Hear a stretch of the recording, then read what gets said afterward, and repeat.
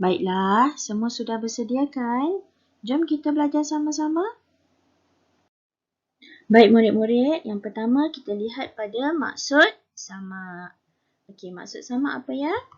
Allah Maha mendengar setiap sesuatu sama ada bunyi yang kuat atau sangat perlahan. Bunyi kuat semestinya Allah dengar. Bunyi perlahan seperti bisikan dan juga dalam hati pun Allah dengar tau. Itulah pengertian bagi sifat sama Allah.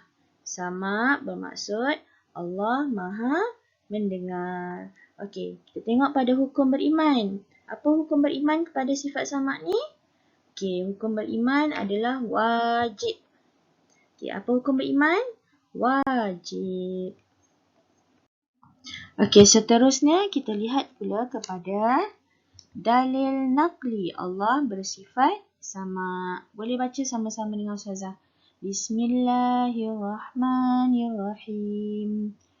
Wallahu sami'un alim. Surah Al-Baqarah ayat yang ke-224. Okey, maksudnya, dan ingatlah Allah sentiasa mendengar lagi maha mengetahui. Okey, perkataan sami'un, mendengar. Okey, ni dalil naqli Allah bersifat sama. Okey. Setelah kita faham dan yakin dengan sifat sama Allah ni, apakah kesannya ya? Okey, kesan meyakini Allah bersifat sama. Yang pertama, kita akan menjaga pertuturan dan bisikan hati. Pastinya kita akan bercakap yang baik-baik saja. Fikir pun yang baik-baik saja. Sebab apa ya? Sebab kita yakin dan beriman bahawa Allah itu Maha mendengar pandai. Yang kedua, kita akan sentiasa berdoa memohon pertolongan Allah. Sebab kita tahu setiap doa yang kita baca dan lafazkan, Allah pasti mendengarnya. Okey, kesan yang ketiga pula, kita akan menjadikan bacaan Al-Quran dan zikir sebagai amalan.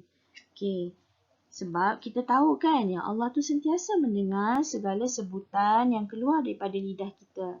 Jika lidah kita menuturkan perkataan yang baik, sudah pasti kita akan mendapat pahala, kan?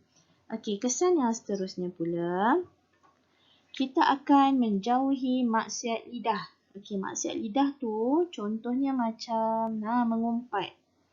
Okey, bila kita dah tahu Allah tu Maha mendengar, mesti kita akan jauhi maksiat lidah.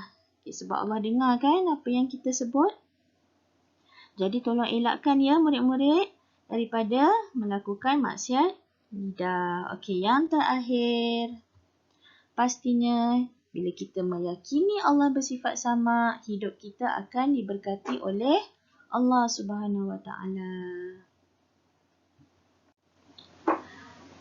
Sebagai rumusan daripada tajuk kita hari ini, Ustazah simpulkan bahawa setiap perkataan dan sebutan yang keluar dari lidah kita ini pastinya didengari oleh Allah yang bersifat sama. Jadi murid-murid, marilah sama-sama kita selalu sebut yang baik-baik, fikir yang baik-baik, cakap pun yang baik-baik. Sebab apa? Sebab Allah itu Maha mendengar. Baiklah, untuk tugasan, Ustazah ada lampirkan lembaran kerja dalam fail kamu. Okey, sila jawab semua soalan berpandukan video yang telah kita belajar sepanjang hari ini ya. Okey, sehingga bertemu lagi. Assalamualaikum warahmatullahi wabarakatuh.